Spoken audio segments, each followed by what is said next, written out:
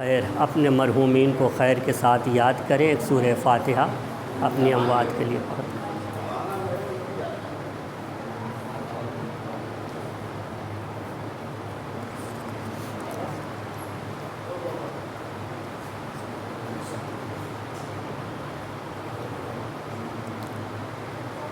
لا حول ولا قوة الا باللہ العلی العظیم. حسبنا اللہ ونعم الوکیل. نعم المولا و نعم النصیر. بسم اللہ الرحمن الرحیم. الحمد للہ رب العالمین بارئ الخلائق اجمعین وباعث الانبیاء والمرسلین الذی بعدا فلا یرا وقربا فشہد النجوى خلق الخلائق بقدرته ونشر الریاح برحمته ووتد بالصخور میدان ارضه والصلاة والسلام على العبد المؤید والرسول المسدد والمصطفى الامجد حبیب الہ العالمین ابی القاسم محمد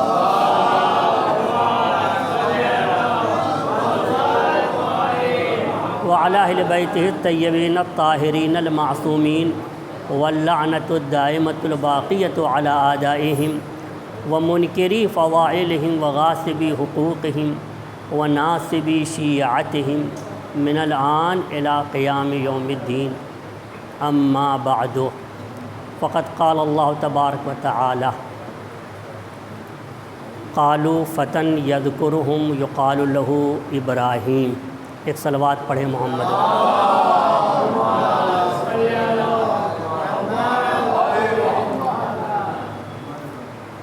یہ آیہ کریمہ سورہ انبیاء کی آیت ہے.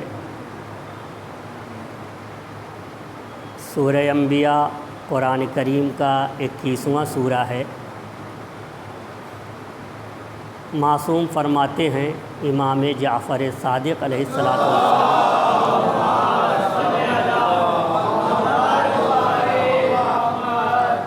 من قرأ سورۃ الانبیاء کمن رافق النبیین کانا کمن رافق النبیین. جو سورہ انبیاء کی تلاوت کرے وہ ان لوگوں کی طرح ہے جو لوگ انبیاء کے ساتھ رہتے تھے اور انبیاء کے خاص اصحاب میں سے تھے. سورہ انبیاء کی تلاوت کا فائدہ یہ ہے کہ وہ انبیاء کے خاص ساتھیوں اور صحابیوں میں سے ہو جاتا ہے اور اس کے لیے پروردگار عالم ایک ایسی عزت عطا فرماتا ہے کہ ہمیشہ لوگوں کی نظر میں وہ باعزت اور با احترام رہتا ہے. اس سورے میں ارشاد ہوتا ہے کہ فتن یذکرہم یقال لہ ابراہیم. جناب ابراہیم کے دور میں نمرود ہے. نمرود کے ساتھی ہیں، بت پرست ہیں. یہ سب اپنی عید منانے کے لیے کہیں گئے ہوئے تھے اور جناب ابراہیم نہیں گئے. جناب ابراہیم وہیں پہ تھے. جو قوم چلی گئی تو جناب ابراہیم آئے اور ان کے سارے بتوں کو توڑ دیا. جب سارے بتوں کو توڑ دیا تو پھر آخر میں جس کلہاڑے سے وہ توڑ رہے تھے اس کو بڑے بت کے شانے پہ لٹکا دیا. بہرحال جب وہ لوگ واپس آئے تو دیکھا کہ ان کے سارے بت زمین پڑے ہوئے ہیں. کسی کا ہاتھ ٹوٹا ہے، کسی کا پیر ٹوٹا ہے، کسی کا سر ٹوٹا ہے. تو آپس میں چمی گوئیاں ہونے لگی کہ کون ہے کس نے ایسا کام کیا ہے، کس میں اتنی بڑی جرأت جو اس طرح سے کرے۔ گفتگو ہو رہی تھی، اسی میں بعض لوگوں نے کہا کہ ایک جوان ہے جو ہمیشہ بتوں کی برائی کرتا تھا، وہی جوان ہو سکتا ہے فتن یذکرہم یقال لہ ابراہیم، ایک جوان ہے جو ان سب کا تذکرہ کرتا رہا ہے، ہمیشہ برائیوں سے یاد کرتا تھا اور بتوں کی مذمت کرتا تھا، جن کا نام نامی ابراہیم ہے، انہوں نے یہ سارا کام ان کا کیا ہوا ہے، انہوں نے بتوں کو توڑا ہے۔ میں آپ کی خدمت میں جو بات عرض کرنا چاہتا ہوں، تقریباً تمام موضوعات سے ہٹ کر عموماً اس طرح کا موضوع کم آتا ہے۔ ہم لفظ فتح پہ بات کرنا چاہتے ہیں۔ فتح یہ وہی لفظ ہے جو جنگ بدر میں جبرائیل امین نے اپنی زبان پہ جاری کیا تھا۔ اس وقت جب وہ تلوار لے کر آئے تھے ذوالفقار، اور آواز بلند کی تھی کہ لا فتح الا علی لا سیف الا ذوالفقار۔ کتنی معروف اور مشہور حدیث ہے کہ آپ کے نو کے زبان پہ ہے۔ میں یہ چاہ رہا ہوں کہ انشاءاللہ ان چند مجالس میں لفظ فتح اور اس حدیث کی تھوڑی سی تشریح ہو جائے، چونکہ عموماً اس حدیث پہ روشنی نہیں ڈالی گئی کہ آپ کو فتح کیوں کہتے ہیں، آپ کیوں لا فتح ہیں، اور فتح کی خصوصیات کیا ہیں۔ انشاءاللہ آپ کی خدمت میں اس سلسلے میں چند مجالس میں اس سلسلے میں گفتگو ہوگی۔ ایک درود پڑھیں محمد وآلہ۔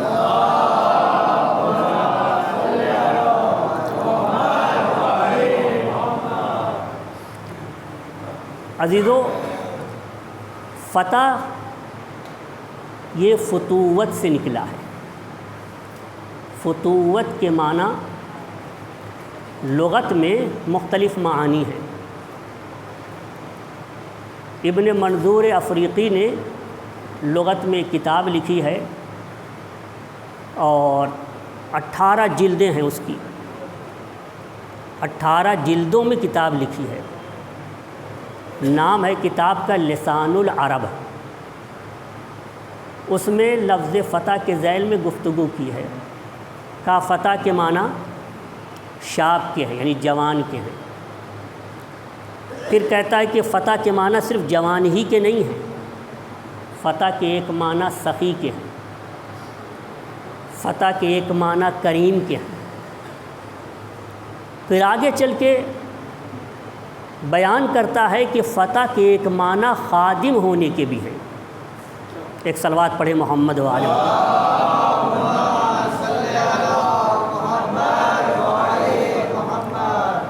فتح کے ایک معنی خادم ہونے کے بھی ہیں، اور ہر معنی بیان کرتا جا رہا ہے، اس کے ساتھ شاہد بھی لے آتا ہے، یعنی اشعار عرب سے دلیل لے آتا ہے، کہیں قرآن کی آیت لے آتا ہے۔ عزیزو، فتح جس کا سطحی اور معمولی سا ترجمہ جس کے معنی جوان کے ہیں، ہم یہ جو جوان کا ترجمہ کرتے ہیں، ہم کو یہ دیکھنا ہوگا کہ معصوم کی زبان میں بھی اس لفظ فتح کا کوئی مطلب بتایا گیا ہے یا نہیں۔ خود معصوم نے اپنی زبان سے لفظ فتح کے معنی بتائے ہیں یا نہیں، اس کو ہمیں دیکھنا ہے۔ ابراہیم نے جس وقت وہ شکنی کی تھی، اس وقت ان کی عمر 16 سال عمر تھی۔ اب اگر فتح کہا گیا ہے تو بالکل صحیح معنی فٹ ہو رہے ہیں کہ جوان، ایک جوان ہے جس کو ابراہیم کہا جاتا ہے، انہوں نے ان بتوں کو توڑا ہے۔ اب آئیے حدیث کی طرف. آپ سے بتایا کہ لا فتح الا علی لا سیف الا ذوالفقار جنگ بدر میں جبرائیل امین آواز دیتے ہوئے ندا بلند کرتے ہوئے زمین و آسمان کے درمیان تلوار لے کر نازل ہوئے تھے.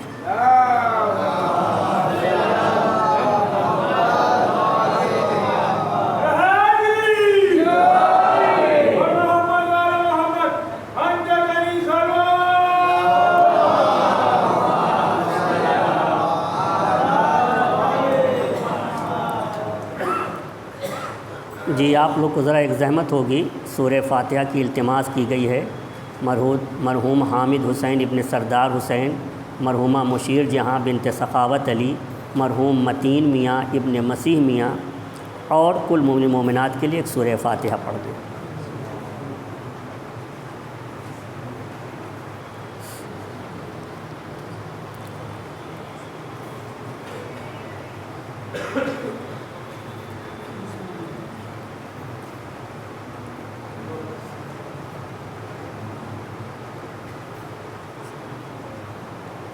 ایک صلوات پڑھیں بلند آواز سے.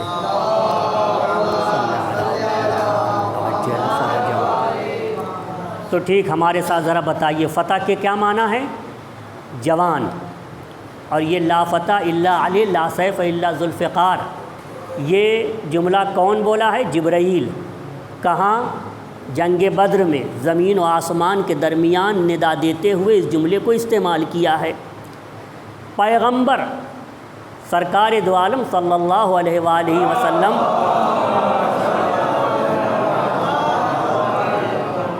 ایک روز صحابہ کرام کے مجمع میں تشریف لاتے ہیں. نہایت خوشحال، مسرور، خندہ پیشانی کے ساتھ آثار خوشی چہرے سے نمایاں ہو رہی ہے، اور اس عالم میں آپ آئے. صحابہ کرام کے درمیان ایک جملہ فرمایا. جملہ یہ ہے: انا الفتح ابن الفتح اخ الفتح. میں خود فتح ہوں، فتح کا بیٹا ہوں، فتح کا بھائی ہوں. اور فتح کے معنی ہم نے آپ سے کہا تھا جوان کے، ایک معنی جوان کے ہیں. ٹھیک، تو میں فتح ہوں. پیغمبر اس وقت کہہ رہے ہیں جب پیغمبر کی عمر 40 سے کہیں زیادہ ہے. ہاں 40 سے زیادہ ہے، کچھ 40 سال کی عمر میں تو تبلیغ رسالت پہ مامور ہوئے ہیں، مبعوث برسالت ہوئے ہیں. فرماتے میں فتح ہوں اور فتح کا بیٹا ہوں اور فتح کا بھائی ہوں.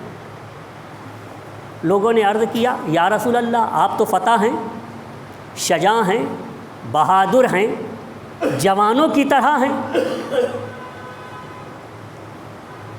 لیکن آپ فتح کے بیٹے کیسے ہیں اور فتح کے بھائی کیسے ہیں؟ تو فرمایا فتح کا بیٹا اس طرح سے ہوں کہ میرے جد امجد جناب ابراہیم ہیں، اور پروردگار عالم نے قرآن میں سورہ انبیاء میں آیت 60 میں ارشاد فرمایا ہے کہ فتن یذکرہم یقال لہ ابراہیم. ایک جوان ہے جس کا تذکرہ ہوتا رہتا ہے، لوگ اس کا تذکرہ کرتے ہیں اور اس کا نام ابراہیم ہے. فرمایا وہ ابراہیم فتح کہلائے ہیں قرآن میں ان کا بیٹا ہوں. اخ الفتح کیسے ہوں؟ فتح کا بھائی کیسے ہوں؟ کہا تمہیں جنگ بدر یاد نہیں؟ جبرائیل امین آئے تھے، آواز بلند کر رہے تھے لا فتح الا علی لا سیف الا ذوالفقار. تو میں علی ابن ابی طالب کا بھائی ہوں. یہ حدیث. لیکن اب یہ معلوم کرنا ہے کہ فتح کی تعریف کیا ہے، اس کی ڈیفینیشن کیا ہے. کیا صرف یہ ترجمہ کر دیا جائے، میننگ کر دیا جائے کہ فتح یعنی جوان؟ اگر یہ دیکھا جائے تو مولائے کائنات تو فتح نظر آتے ہیں. ابراہیم 16 سال کی عمر ہے، فتح نظر آتے ہیں. لیکن پیغمبر کی عمر 40 سال سے زیادہ ہے، اور وہ فتح کیسے ہیں؟ تو فتح کی تعریف کی گئی ہے. علماء نے یہاں تک بیان فرمایا ہے کہ فتوت ایک علم کا نام ہے۔ ہاں، جوان مردی ایک علم کا نام ہے، مردانگی میں کامل ہونا ایک علم ہے، کمال رجولیت ایک علم ہے۔ چنانچہ تعریف ہوئی ہے فتح کی۔ فتح کی تعریف کیا ہوئی ہے؟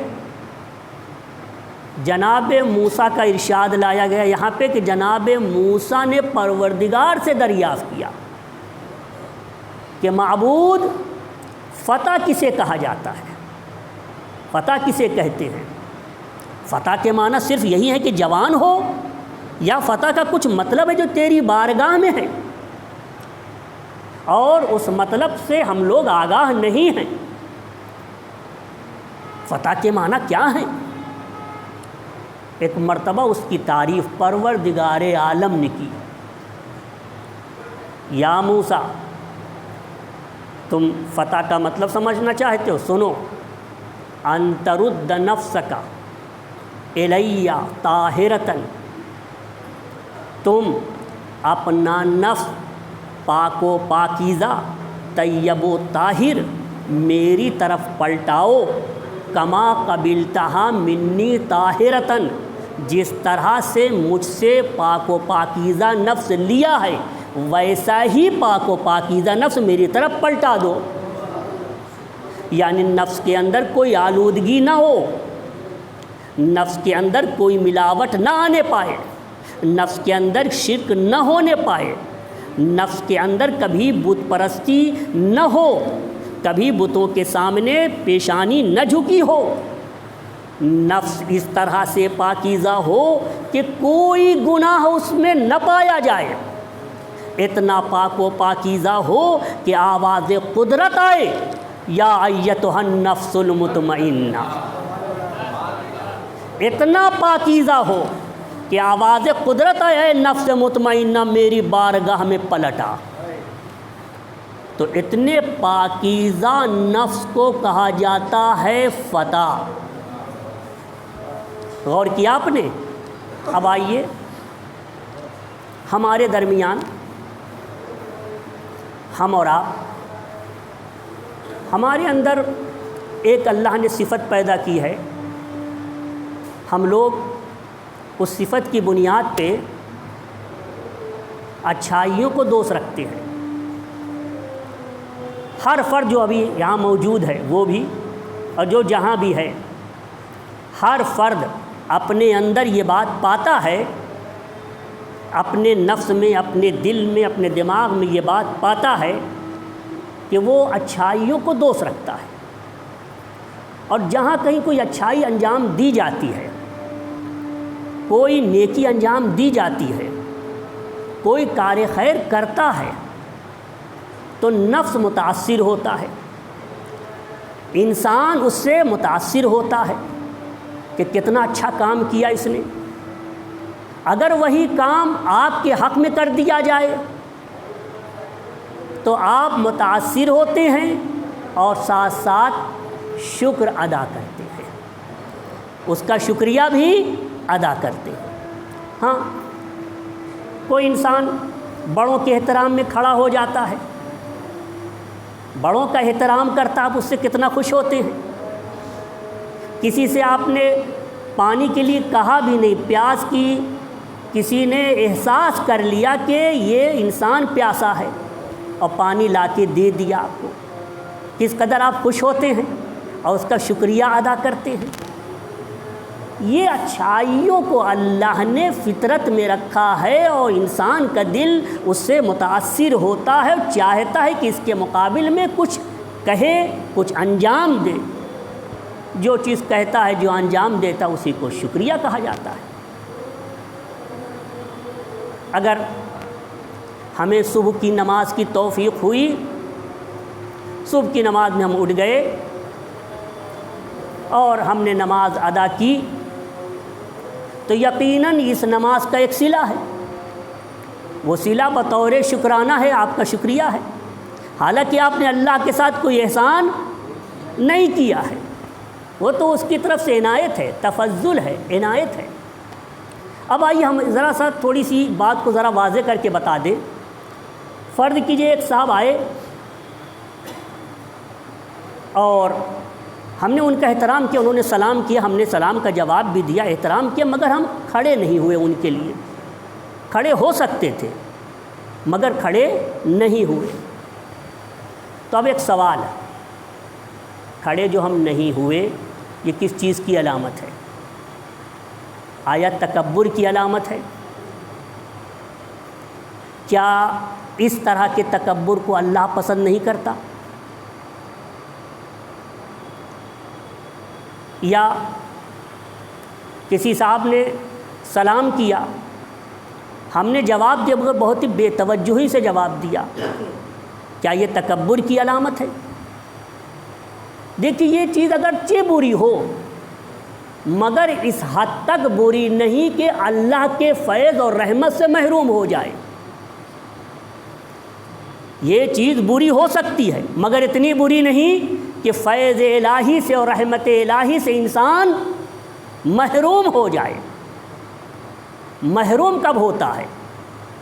جب وہ حکم الہی کے مقابل میں آ جاتا ہے اور کہتا ہے اللہ تو یہ کہہ رہا ہے مگر میں یہ نہیں کروں گا،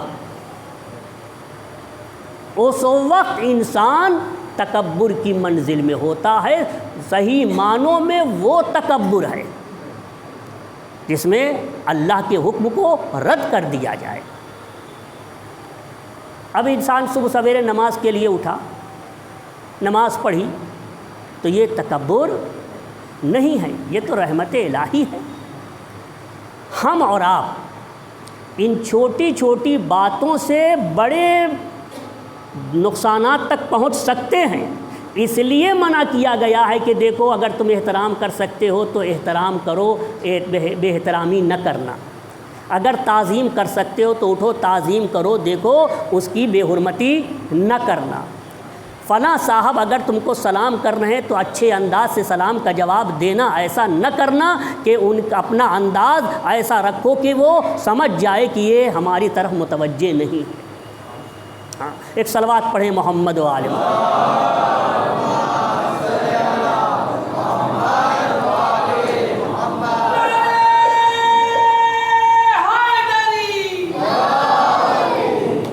تو پروردگار عالم اس وقت تکبر سے نفرت کرتا ہے جب اللہ کے حکم کے سامنے ہم آ کے کھڑے ہو جائیں اور اللہ کہے کہ اس کام کو کرو اور ہم کہیں کہ ہم کیوں کریں، نہیں کریں گے۔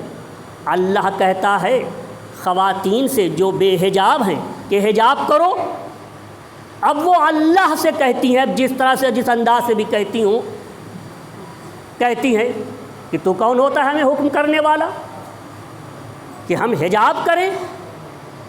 تو یہ کبر ہے، تکبر ہے۔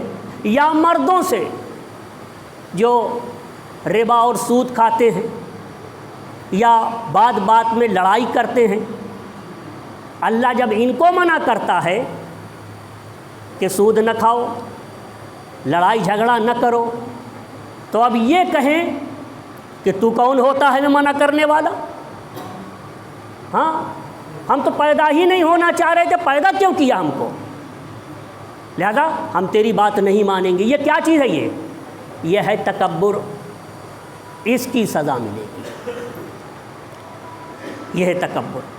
لیکن اگر انسان حکم الہی کے سامنے جھک جائے اور مکمل تسلیم ہو جائے کہ جیسا نفس اس سے لیا ہے ویسے ہی کوشش کرے نفس کو بے داغ واپس پلٹا دے، ویسا ہی نفس واپس پلٹا دے، تو پھر یاد رکھیں کہ اگر کسی نے اس طرح سے کیا ہے، کوئی ذات ایسی ہو جو اس طرح سے کرے، تو وہ ذات علی ابن ابی طالب علیہ السلام۔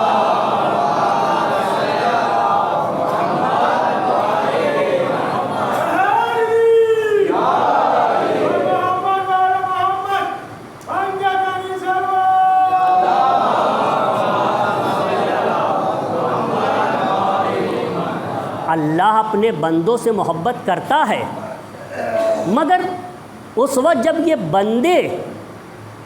یہ بندے اللہ کی اطاعت کریں، اللہ کے حکم کو مانیں، تو اللہ اپنے بندوں سے محبت کرتا ہے۔ سچ بتائیے، اگر بندے اللہ سے محبت کرے اس کا درجہ زیادہ بلند ہے یا اللہ اپنے بندوں سے محبت کرے؟ ہے نا، اس کا درجہ زیادہ بلند ہے۔ اچھا، یہ اولاد اپنے ماں باپ سے محبت کرے، اولاد اپنے ماں باپ سے محبت کرتی ہے، اولاد اپنے ماں باپ سے بہت محبت کرتی ہے، لیکن جو ماں باپ کی محبت کا درجہ ہے، کیا وہ اولاد کے درجے تک پہنچ سکتی ہے؟ آپ یہ سمجھ لیجئے کہ 1% صرف 1% اولاد اپنے ماں باپ سے محبت کرتی ہے، صرف 1%۔ اور آپ پورا قرآن پڑھ کے دیکھیے، پورا قرآن پڑھ کے دیکھیے، اللہ نے ماں باپ سے جتنا کہا ہوگا کہ اپنے اولاد کے سلسلے میں محبت کرو، پورا قرآن دیکھیے شروع سے آخر تک کہ اللہ نے تاکید کی ہو ماں باپ کو کہ اپنی اولاد سے محبت کرو، پورے قرآن میں دیکھیں آپ، تو جو آپ کو ملے گا، جتنا بھی ملے گا، وہ 1% ملے گا۔ 99% ادھر ہے کہ اولاد اپنے ماں باپ سے محبت کرے۔ ہاں، کیوں ایسا ہے؟ کیوں اس طرح سے ہے؟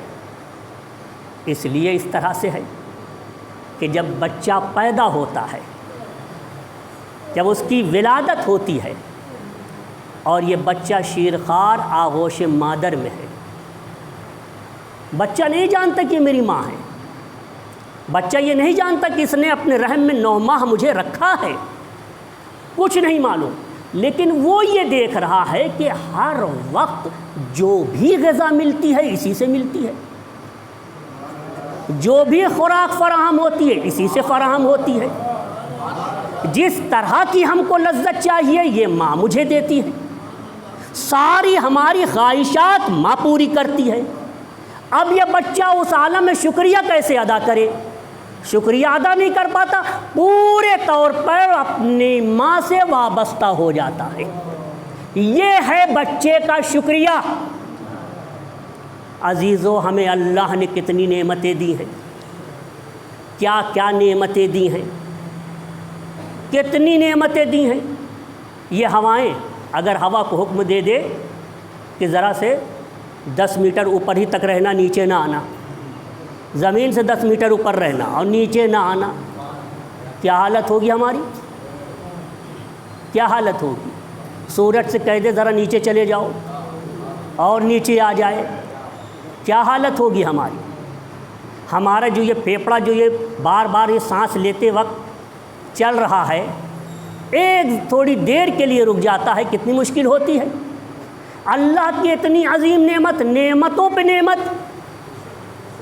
عزیزو، ہم 2 رکعت نماز پڑھتے ہیں، 4 رکعت پڑھتے ہیں، ہماری چیز محدود ہے 2 اور 4 میں۔ اللہ جب دیتا ہے اس کا صلہ تو کیا محدود کرتا ہے؟ اللہ کا صلہ غیر محدود ہوتا ہے، اس لیے غیر محدود ہوتا ہے کہ اس کی محبت غیر محدود ہے۔ ہاں، ماں باپ کی جب اتنی محبت ہے، اتنی محبت ہے، اور اس کے باوجود بھی ماں باپ کی محبت محدود ہے، تو خدا تو لامحدود ہے، لہذا اس کی محبتیں بھی لامحدود ہے۔ عزادارو، عزیزو، یہ ساری چیزیں اس لیے بتایا کہ جب اللہ نے کسی بندے کو پسند کر لیا، ہاں، کسی بندے کو پسند، اب کیوں پسند کیا؟ اس کی وجہ الگ الگ ہوتی ہیں، الگ الگ وجہ۔ مثلا عزائے حسین میں آیا، عزائے حسین میں شریک ہوا، مجالس میں آیا، مجلسوں میں شرکت کرتا رہا۔ روایت بتاتی ہے کہ احب اللہ من احب حسینا، جو حسین سے محبت کرتا اللہ اس سے محبت کرنے لگتا ہے۔ سچ بتائیے ہماری محبت اللہ جیسی ہوگی؟ ہم محبت کرتے ہیں لمیٹیڈ، ایک لمٹ میں رہتی ہے ہماری محبت، ایک حد میں محدود رہتی ہے، لیکن یہ حکم ہے کہ اگر تم حسین سے محبت کرو گے تو ہم تم سے لامحدود محبت کریں گے۔ ہاں، احب اللہ من احب حسینا۔ ہاں عزیزو، تو فتح کی تعریف آپ کی خدمت میں عرض کیا کہ ان ترد نفسک الی طاہرۃ کما قبلتہ منی طاہرۃ۔ جناب ابراہیم اللہ سے محبت کرتے تھے، اور جب اللہ نے محبت ان سے کی تو وہ محبت لامحدود تھی۔ یہی وجہ ہے کہ ابراہیم کو منجنیق میں ڈالا گیا اور ڈال کے پھینکا گیا۔ جب آگ کی طرف جانے لگے تو راستے میں ایک مرتبہ جبرائیل پہنچے، فضا میں پہنچے، کوئی حاجت ہے؟ فرمایا نہیں، جس نے تمہیں بھیجا ہے بس میں اس کا محتاج ہوں، اس کی حاجت ہے۔ آپ نے غور فرمایا؟ اب آئیے مولائے کائنات کے بارے میں علماء اہل سنت یہ کہتے ہیں کہ علی ابن ابی طالب افضل من الانبیاء حتی علی اولی العزم من الرسل۔ علی ابن ابی طالب انبیاء سے افضل ہیں، حتیٰ اولو العزم رسولوں سے بھی افضل ہیں، سوائے نبی کریم سرکار دو عالم صلی اللہ علیہ وسلم۔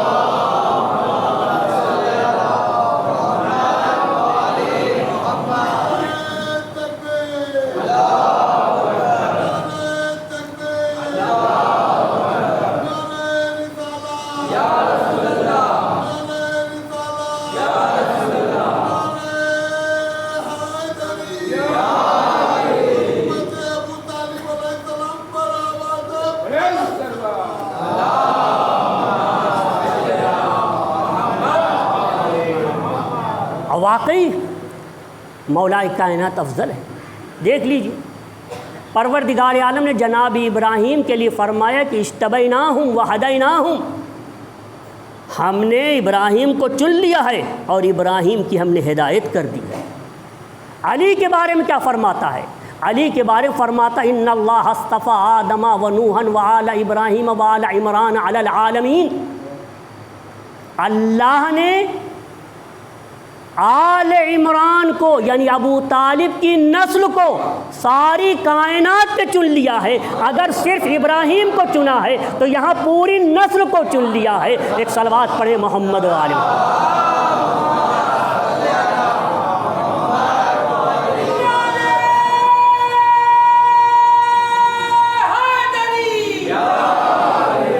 اس آیت میں بتایا کہ وَاجْتَبَيْنَاهُمْ، ہم نے ابراہیم کو چنا، البتہ یہاں پہ آل ابراہیم بھی ہے، ان اللہ اصطفیٰ آدم و نوحا وآل ابراہیم وآل عمران علی العالمین۔ تو اگر آل عمران کو چنا تو پوری نسل آل عمران چن لیا، لیکن آل ابراہیم میں پوری نسل کو نہیں چنا، فرق ہے۔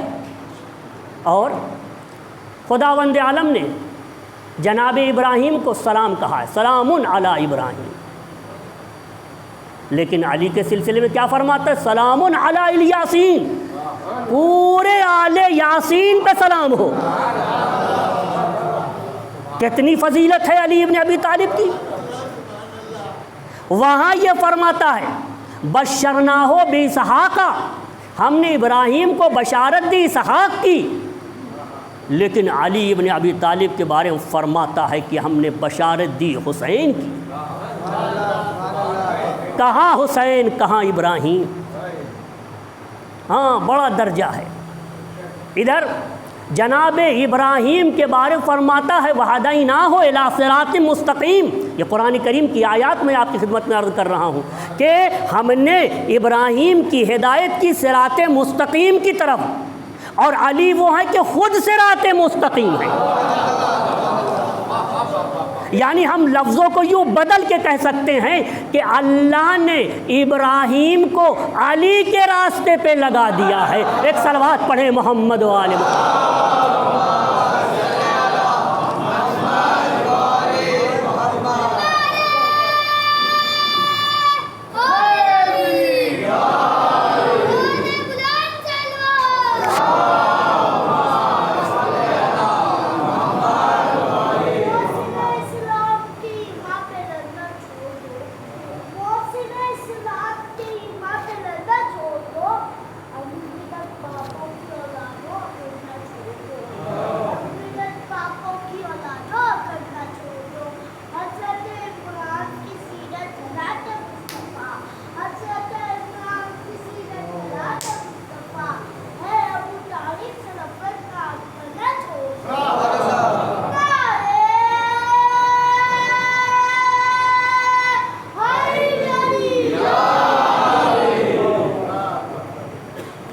اگر ابراہیم کے لیے فرمایا بارکنا ہو، ہم نے ان پہ برکتیں نازل کی ہیں، انہیں مبارک کہا، اس طرح کے الفاظ قرآن میں ہیں، تو جناب مولا کائنات علی ابن ابی طالب اور آپ کی پوری نسل کے لیے فرمایا وبرکاتہ علیکم اہل البیت، اہل بیت آپ پر اللہ کی برکتیں نازل ہوں۔ اگر جناب ابراہیم نے خانہ کعبہ کو بنایا ہے تو خانہ کعبہ کو قبلہ بنایا ہے تو علی ابن ابی طالب نے بنایا۔ اگر خانہ کعبہ کی تعمیر انہوں نے کی ہے اور اس کے بعد جناب ابراہیم بت سے اور بت شکنوں سے کا ساتھ دے کر، بت شکنوں کا ساتھ دے کر ایک مرتبہ کیا کیا کہ نمرود کے حکومت میں رہنے کے باوجود، بت پرستوں کے درمیان رہنے کے باوجود کیا کیا؟ بتوں کو توڑا۔ مولا کائنات نے مشرکین عرب میں جا کر خانہ کعبہ کے اندر گھس کر 360 بتوں کو توڑا۔ اگر ایک وقت ایسا بھی ابراہیم پہ آتا ہے کہ ابراہیم کو منجنیق میں رکھ کر آگ میں نار نمرود میں ڈالا جاتا ہے، ہاں، لیکن ہم کو آپ بتائیے کہ جناب ابراہیم کو منجنیق میں رکھ کے ڈالا گیا تو کیا وہ چاہتے تھے مجھے منجنیق میں رکھ کے ڈالا جائے؟ نہیں چاہتے تھے۔ یعنی ایک مجبوری کی ایک صورت یہ آئی کہ جب نمرود اس طرح سے کرنے لگا تو منجنیق میں آپ بیٹھے اور ڈالا گیا آپ کو۔ یہ اور بات ہے، پروردگار عالم نے نجات دی، لیکن بڑا فرق ہے ابراہیم میں اور علی ابن ابی طالب میں کہ جنگ ذات السلاسل ہے، غزوہ ذات السلاسل ہے، قلعے کے پیچھے دشمن موجود ہیں، مولا کائنات نے فرمایا مجھے منجنیق میں بیٹھا دو اور تلوار ذوالفقار مجھے دے دو اور مجھے پھینکا جائے اور جا کے میں ان دشمنوں سے قتال کروں گا، جنگ کروں گا۔ کتنا فرق ہے، ایک اختیار سے جا رہا ہے، ایک مجبوری میں جا رہا ہے۔ ایک صلوات پڑھیں محمد و آل محمد۔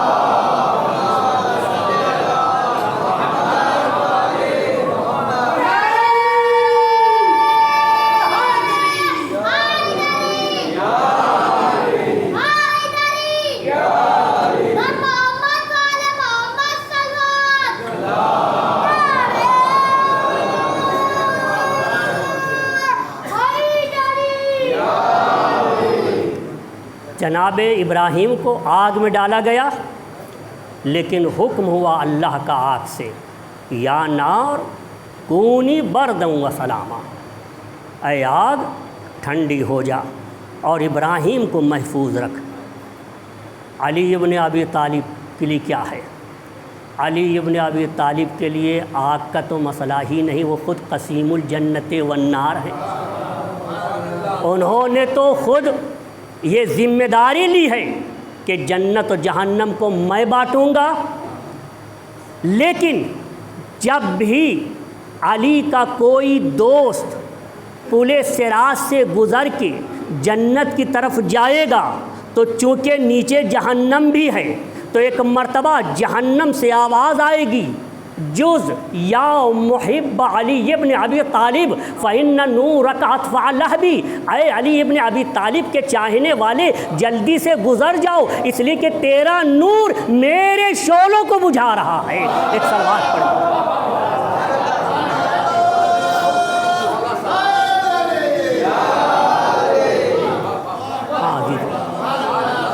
فتن یذکرہم یقال لہ ابراہیم، ایک فتح ہے جسے ابراہیم کہا جاتا ہے، اور ادھر پیغمبر فرماتے ہیں کہ میں فتح ہوں، میرے باپ ابراہیم فتح ہیں، میرے بھائی علی ابن ابی طالب فتح ہیں۔ اور ادھر موسیٰ پوچھتے ہیں پروردگارہ فتح کا مطلب کیا ہے، فتح کے معنی کیا ہیں؟ ارشاد ہوتا ان ترد نفسک الی طاہرۃ کما قبلتہا منی طاہرۃ، اپنا نفس ویسا ہی میری بارگاہ میں پلٹا دینا جس طرح سے میری بارگاہ سے نفس لیا ہے، کوئی آلودگی نہ ہو۔ تو عزیزو ہم نے دیکھا کہ جس فتح کا اعلان جبرائیل زمین و آسمان کے بیچ میں کر رہے ہیں، جس فتح کو پیغمبر اپنا بھائی کہہ رہے ہیں، جو فتح ایسا ہے کہ اپنا نفس ویسا ہی واپس کیا ہے جیسا لیا ہے، اس نے اس کا ثبوت دیا ہے اس وقت جب سر پہ ضربت لگی اور زبان سے ایک جملہ نکلا، فزت برب الکعبہ، رب کعبہ کی قسم میں کامیاب ہو گیا۔ یہ تو ترجمہ ہے، میں نے بیان کر دیا، آپ نے سن لیا۔ میں کامیاب ہو گیا کا مطلب کیا ہوا؟ میں کامیاب ہو گیا یعنی پروردگارا جیسا نفس میں نے تجھ سے لیا تھا ویسا ہی پاک و پاکیزہ نفس تجھے واپس کر دیا ہے۔ فزت برب الکعبہ۔ ہاں عزیزو، ویسا ہی نفس حسین کے پاس بھی تھا،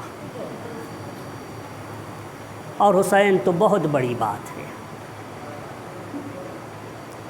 ویسا ہی نفس جناب عالم غیر معلمہ جناب زینب سلام اللہ علیہا کے پاس تھا۔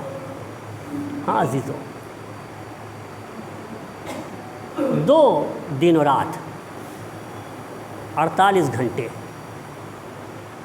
صرف 48 گھنٹے اپنے بھائی کو نہیں دیکھا۔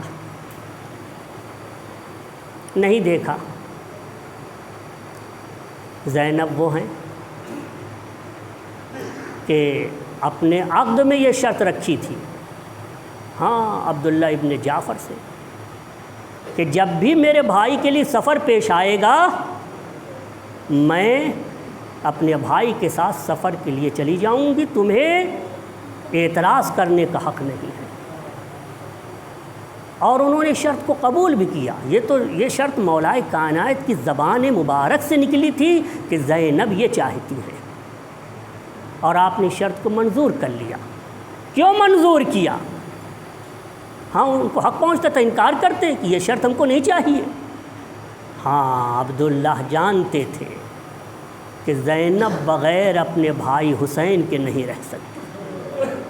ہاں عزادارو، زینب اپنے بھائی حسین کے بغیر نہیں رہ سکتی۔ زینب کا خطبہ جاری تھا، اثنائے خطبہ میں دیکھا کہ انقلاب برپا ہونے والا ہے، کوفی منحرف ہو جائیں گے ابن زیاد سے، کوفی یزیدیوں سے منحرف ہو کے برگشتہ ہو کے حسین کی طرف چلے جائیں گے۔ زینب کا خطبہ ایسا ہے۔ ہاں عزادارو، ایک مرتبہ یہ مشورہ دیا گیا، کسی نے کہا ہاں میرے پاس اس کا حل موجود ہے، میں جانتا ہوں کہ کیسے زینب کے خطبے کو روکا جا سکتا ہے۔ ایک مرتبہ اس نے حکم دیا، سر حسین کو سامنے لایا۔ ہاں عزادارو، یہ سر حسین کہاں تھا؟ سر حسین کہاں تھا؟ عزیزو، کبھی یہ گھوڑے کی گردن سے لٹکا دیا جاتا تھا، کبھی ایسا ہوتا تھا کہ خرمے کے درخت پہ لٹکا دیا جاتا تھا، کبھی عبید اللہ ابن زیاد کے تشت میں دربار میں ہوتا تھا، یہ سر کبھی خولی کے تنور میں ہوتا تھا، یہ سر کبھی شمر کے گھر میں اس تسلے میں جس میں کپڑا دھویا جاتا ہے اس میں تھا۔ ہاں عزادارو، ایک مرتبہ شمر ملعون اس سر کو لے کے گیا، اپنے گھر میں گیا، سوچا کہاں رکھیں، چاروں طرف ڈھونڈ رہا ہے کوئی جگہ مل جائے، چونکہ اس کی بیوی ایک مومنہ بیوی ہے۔ ہاں عزیزو، ایک مرتبہ اسے کوئی جگہ نظر نہ آئی، اس نے دیکھا کہ جو کپڑا دھونے کا برتن ہے اسی کو لیا اور اسی کو ایک مرتبہ سر حسین زمین پر رکھ کر ڈھاگ دیا۔ ہاں عزادارو، یہ مومن نہ تھی، رات میں نماز شب کے لیے اٹھتی ہے، نماز شب پڑھنا چاہتی ہے۔ ہاں عزیزو، یہ ایسی خواتین میں ہیں کہ جو گناہوں سے اپنے آپ کو دور رکھتی تھی، اپنے آپ کو آلودگیوں سے دور رکھتی تھی، ان میں سے ہیں کہ جو حسین کو دوست رکھتا ہے اللہ اسے دوست رکھنے لگتا ہے۔ ہاں عزادارو، ایک مرتبہ کیا ہوا، اس خاتون نے آدھی رات کو وضو کے لیے پانی جب لینے کے لیے گئی تو ایک مرتبہ دیکھتی ہے کہ جو مطبخ ہے، باورچی خانہ ہے، وہاں نور پھیلا ہوا ہے، چاروں طرف نور ہے، کچھ پرندے آ رہے ہیں پھر چلے جا رہے ہیں۔ ایک مرتبہ آگے بڑھتی ہے، بڑھ کے جاتی ہے، دیکھتی ہے کہ ایک تسلے کے نیچے سے نور برآمد ہو رہا ہے۔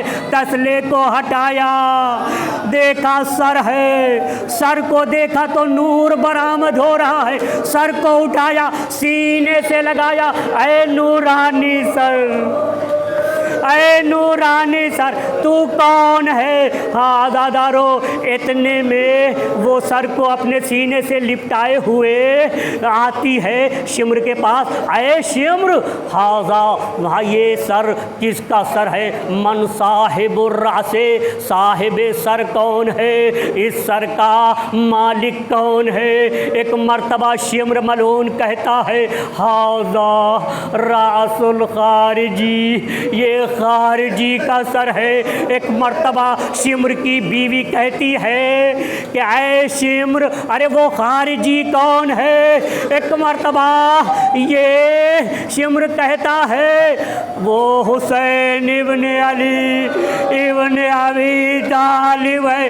عزادارو، ایک مرتبہ اپنے ہاتھ سے منہ پیٹنے لگتی ہے، ماتم کرنے لگتی ہے، سینے سے سر کو چپکائے ہوئے ہے، چھوڑنے کے لیے تیار نہیں ہے۔ ایک مرتبہ اطراف کی خواتین کو بلاتی ہے، ہمسایہ پڑوسیوں کی خواتین کو بلاتی ہے، بتاتی ہے کہ یہ حسین مظلوم کا سر ہے۔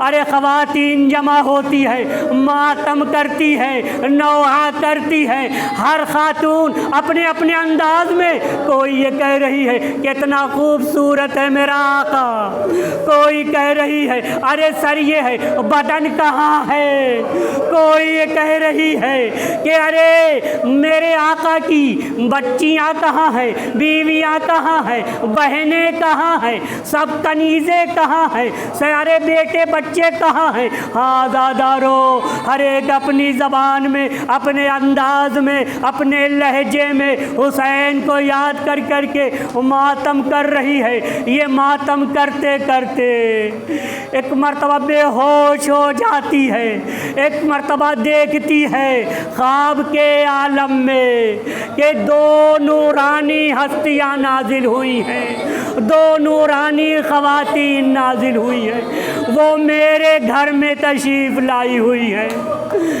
آگے بڑھتی ہے، پوچھتی ہے کون ہے؟ بتایا کہ یہ خدیجہ ہے، یہ فاطمہ زہرا ہے۔ عزادارو، ایک مرتبہ یہ خاتون فرماتی ہے کہ میں بی بی کو دیکھ رہی تھی، بی بی گریہ کر رہی تھی، رو رہی تھی اور اپنا بیان کر رہی تھی۔ ایک مرتبہ میں نے دیکھا کچھ مرد نازل ہوئے، معلوم ہوا کہ ان میں ایک زیادہ بزرگ و محترم ہے، سب ان کی تعظیم کرتے ہیں۔ کہا یہ کون ہے؟ کہا یہ محمد مصطفیٰ ہے، اور یہ ان کے بغل میں علی مرتضیٰ ہے، اور ان کے ساتھ امام حسن ہے، اور جعفر طیار ہے، حمزہ سید الشہداء ہے۔ ارے یہ ساری نورانی ہستیاں یہاں ہیں۔ یہ متحیر ہے، سرگرداں ہے۔ ایک مرتبہ دیکھتی ہے کہ وہ خاتون جو اپنا تعارف کرا چکی ہے کہ میں فاطمہ زہرا ہوں، یہ میرا بیٹا بیٹا حسین ہے وہ میری طرف آ رہی ہے۔ خاتون کا بیان ہے، جب میری طرف آ رہی تھی میں نے سوچا آپ میری سرزنش کریں گی، مجھ پہ غصہ و غضبناک ہوں گی۔ میں نے دیکھا کہ قریب آئیں، قریب آنے کے بعد فرماتی ہے اے معظمہ، اے معظمہ، تمنی معاشیتے، جو آرزو ہو میرے سامنے بیان کرو، میں تمہاری ساری آرزو پوری کر دوں گی۔ تم نے میرے بیٹے حسین کا ماتم کیا، تم نے میرے بیٹے حسین پہ گریہ کیا، تم نے لوگوں کو بلا کے عزاداری کی، بتاؤ معاشیتے افعل، جو بھی تم چاہو گی میں اسے انجام دوں گی۔ عزادارو، عزادارو، یہ ہے شمر کی زوجہ۔ ایک مرتبہ شمر ملعون بیدار ہوتا ہے، آتا ہے اور اپنی زوجہ سے کہتا ہے کہ وہ سر میرے حوالے کر دو، لیکن یہ زوجہ حوالے کرنے کے لیے تیار نہیں ہے۔ یہ زوجہ کہتی ہے مجھے پہلے طلاق دو، اس کے بعد میں حوالے کروں گی۔